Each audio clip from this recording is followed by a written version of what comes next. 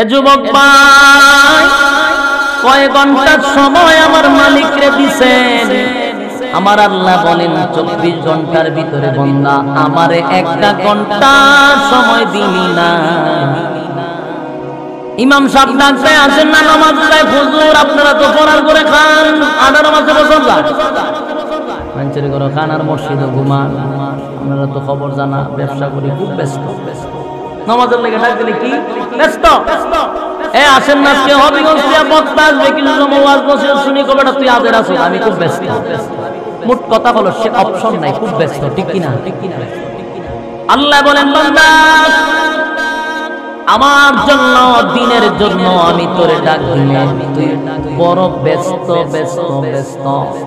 কিন্তু যখন বাংলার জমিনে বিপিএল খেলা শুরু হয়, আইপিএল খেলা শুরু হয়, বাইরে যখন স্টার জলসা জি বাংলার সিরিয়াল শুরু হয়, ওই মানুষটাই দেখবেন রিমোট লইয়া পয়সা ঘন্টার পর ঘন্টা সময় কাটায়া দেয়, সময়ের কোনো অভাব না। আরে বান্দা, এই আমি তোর সময় দিলাম রে, আমার দেওয়ার সময় আমারে দিলি না। তুই জি বাংলার সময় দিলি, স্টার জলসার সময় দিলি, জি বাংলা স্টার জলসার সময় দিলি, আইপিএল এর সময় দিলি, বিপিএল এর সময় দিলি, দাদার দেশ থেকে সালমান খান ক্যাপ্টেনা কাপ খায় না, অর্ধ উলঙ্গ কইরা নাচাই, রিমোট লইয়া টিভির সামনে বৈশাখ ঘন্টার পর ঘন্টা দেখো, সময়ের অভাব না।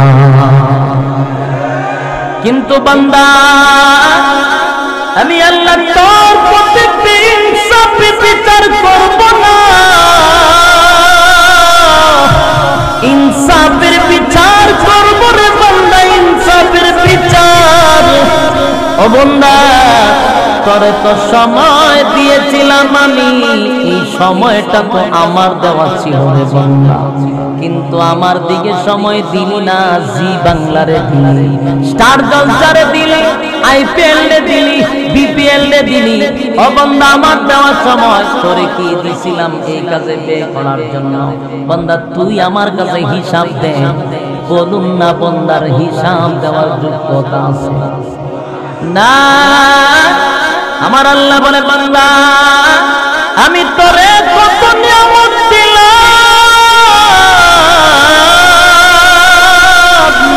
কত নিয়ামত দিলাম রে বান্দা।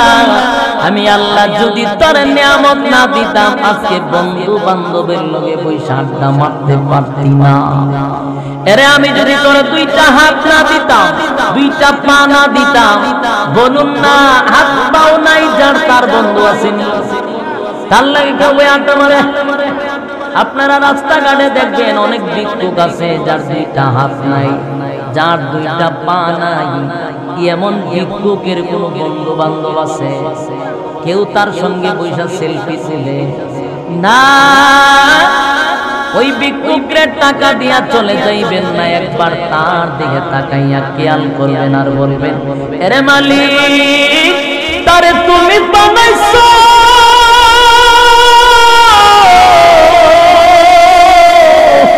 আমারও তুমি বানাইছো, আমারে দুইটা হাত দিলা, দুইটা পা দিলা, তারে দুইটা হাত দিলা না, পাও দিলা না।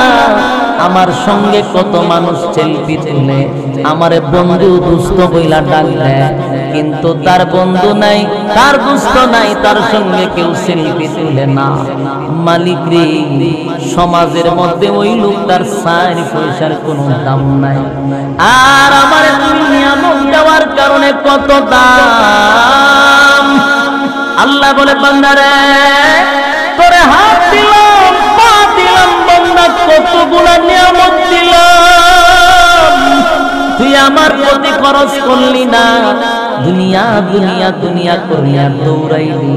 ও বান্দা বল, আমি কি তোর উপরে ইনসাফের বিচার করতেছি না বেইনসাফ?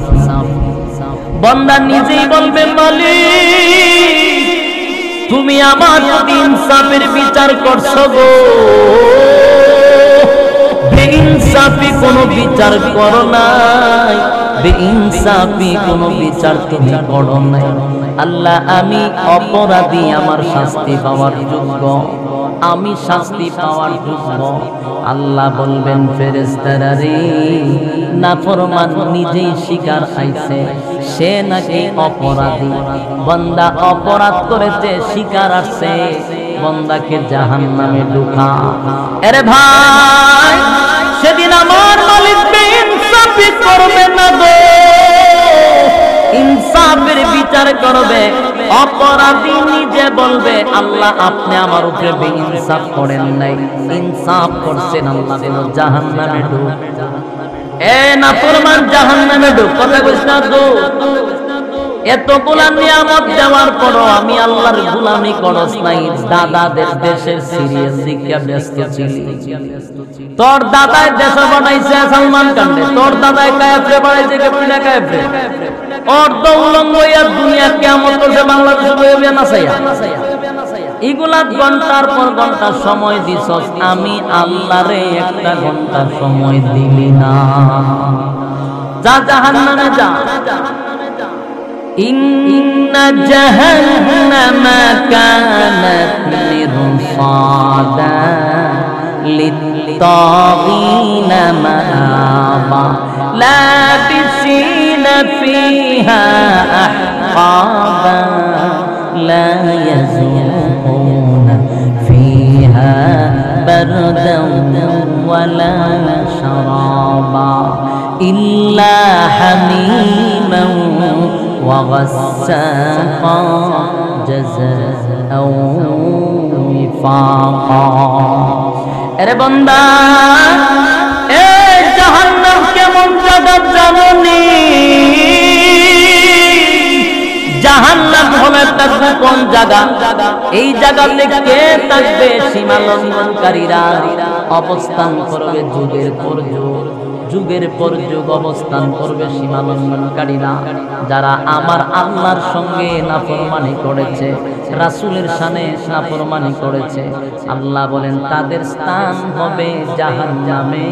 আমার আল্লাহ বলেন ওই জাহান্নামের ভিতরে যুগের পর যুগ অবস্থান করবে।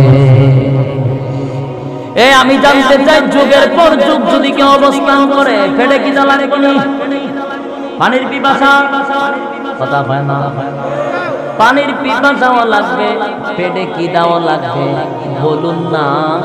পানির পিপাসা লাগলে, পেটে খিদা লাগলে আপনার জন্য জাহান্নামে বিরিয়ানির ব্যবস্থা আছে, 7 আপ আছে, ঠান্ডা লাগলে খাওয়াইবো। জামাই গেছেন না? আরে যুবক ভাই, দুনিয়ার আগুনে চামড়া পুড়ে, গোশত পুড়ে, জাহান্নামের আগুনে কলিজাটা পুড়ে ছাই করে ফেলে। কলিজা পাতা পিপাসা ডাকতে বলবে মালিক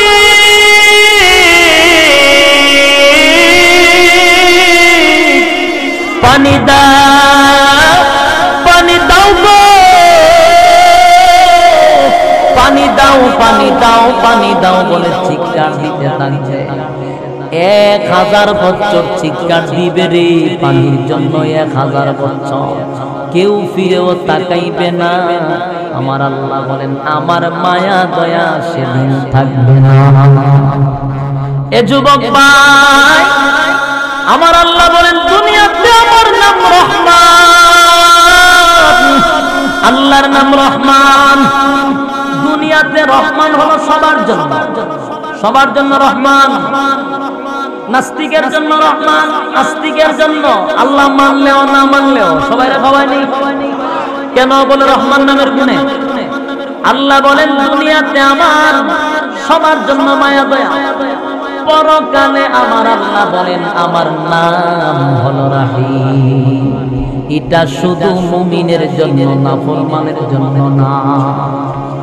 এরে মুমিনের জন্য আল্লাহর মায়া দয়া, কিন্তু নাফরমানের জন্য আল্লাহর কোনো মায়া দয়া থাকবে না। আমরা দুনিয়াতে শুধু জানি আল্লাহর মায়া দয়া বেশি, মায়া দয়া বেশি।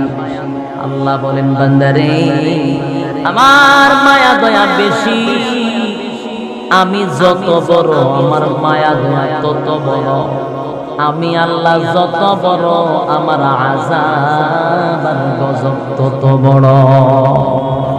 এর যুবক ভাই, এ দিলের কান লাগায় শোনো গো,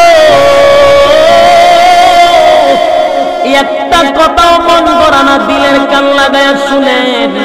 কিয়ামতের ময়দানে যখন জাহান্নামের ভিতরে আমাদেরকে নিক্ষেপ করা হবে, পানির পিপাসা, কলিজা পাতা পিপাসা চিৎকার দিতে থাকবে, আল্লাহ পানি দাও, পানি দাও।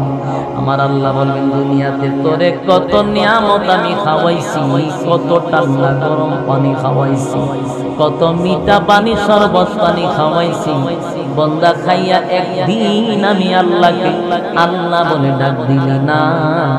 ও বন্দা, আজকে তুই 1000 বছর পানি পানি বলে চিৎকার দিলি রে, কে তোর কথা শুনে?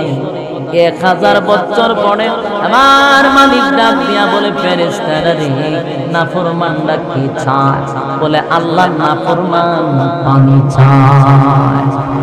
আল্লাহ বলে, দে নাফরমান দে পানি দে, দে পানি দে। কেমন পানি দিব? কেমন পানি? ঠান্ডা পানি না, না। কেমন পানি দিবে? আমার মন গড়া কথা আল্লাহ কোরআনে বলেন, ইল্লা হামিমান ওয়া গাসসাকা। আরে এমন পানি দিবে জাহান্নামের ভিতরে তোমারে আমারে পুরানো হবে, জ্বালানো হবে। এই জ্বালানো পুরানোর মাঝখান দিয়া ভিতর থেকে পানি বাহির হবে, রক্ত আর পুষ। এই রক্ত পুষগুলি জাহান্নামের নিচে জমা হবে। ওই রক্ত পুষগুলি জাহান্নামের আগুন দিয়া ফুটানো হবে, টকবগে টকবগে গরম রক্ত আর পুষকে জাহান্নামের আগুন দিয়া ফুটানো হবে।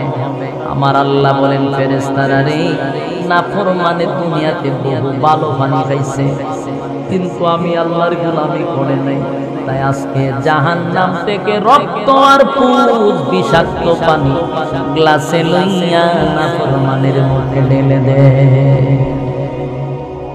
এর যুবক ভাই, এ দিলের কান লাগায় শোন,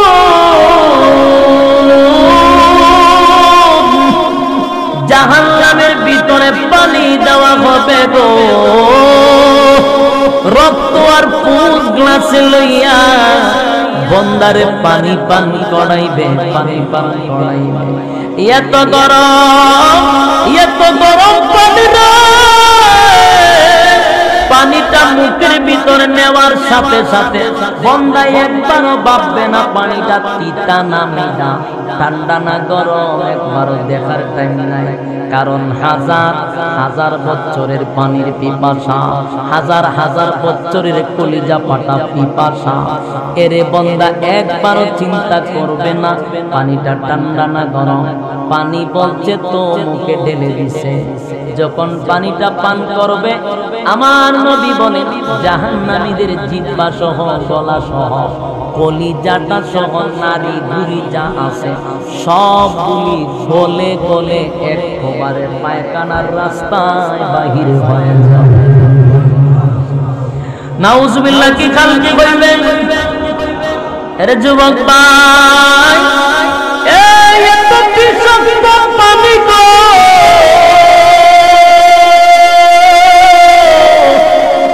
জাহান্নামীর একটা চিৎকার মেরে বলবে, মালিক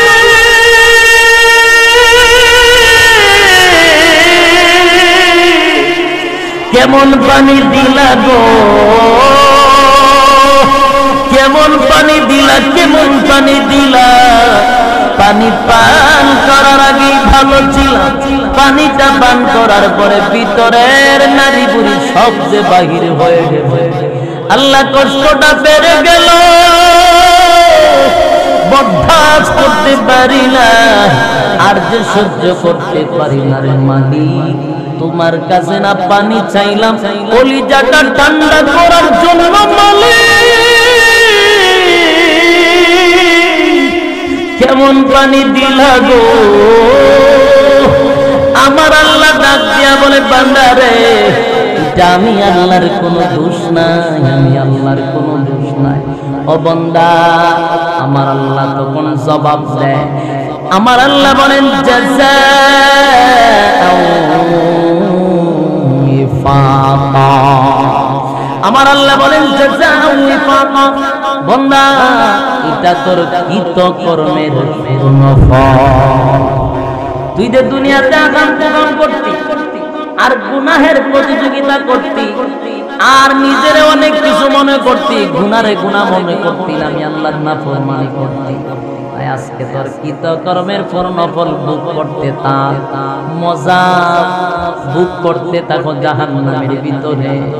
এরে ভাই, সেদিন এত কষ্ট পাবে, আমার আল্লাহর পক্ষ থেকে কোনো সান্ত্বনা দেওয়া হবে না। জাহান্নামীরা চিৎকার দিতে থাকবে, কিন্তু কোনো ফেরেশতা শুনবে না। কারণ ফেরেশতারা জাহান্নামীকে আঘাত করার জন্য ডিউটিতে আছে, কিন্তু আল্লাহ তাদের কান বন্ধ করে দিছে, চক্ষু অন্ধ করে দিছে। ফেরেশতারা কানেও শুনে না, চোখেও দেখে না। এই অন্ধ ফেরেশতা দিয়া জাহান্নামীদেরকে সাইজ করাইব। কারণ দেখলে মায়া লেগে যেতে পারে, চিৎকার শুনলে মায়া লাগতে পারে, তাই আমার আল্লাহ কান এবং চক্ষু বন্ধ করে দিছে। উপায় নাই, উপায় নাই, উপায় নাই। জাহান্নামের ফেরেশতারা শুধু এমন ভাবে সাইজ করতে থাকবে, তারা কানেও শুনবে না, দেখবেও না। একটার পর একটা শাস্তির ব্যবস্থা, একটার পর একটা শাস্তির ব্যবস্থা। বাইরে জাহান্নামের আযাবের কথা যদি আমি বলতে থাকি, অনেকক্ষণ সময় এখানে চলে যাবে। আমার আলোচনা হইল দুইটা দিক, একটা হলো ফেরেশতাদের চেয়ে দামি মানুষের আলোচনা, আরেকটা হলো কুকুর বিড়ালের চেয়ে নিকৃষ্ট মানুষের আলোচনা। সাবজেক্ট আপনাদের ইয়াদ আছে? হুজুরে কান সাবজেক্টের বাহিরে যাব না, মনোযোগ দিতে হবে। এতক্ষণ আমি কোন মানুষের আলোচনা করতেছি? কুকুর বিড়ালের থেকে নিকৃষ্ট মানুষের আলোচনা চলতেছে, ঠিক কিনা বলেন?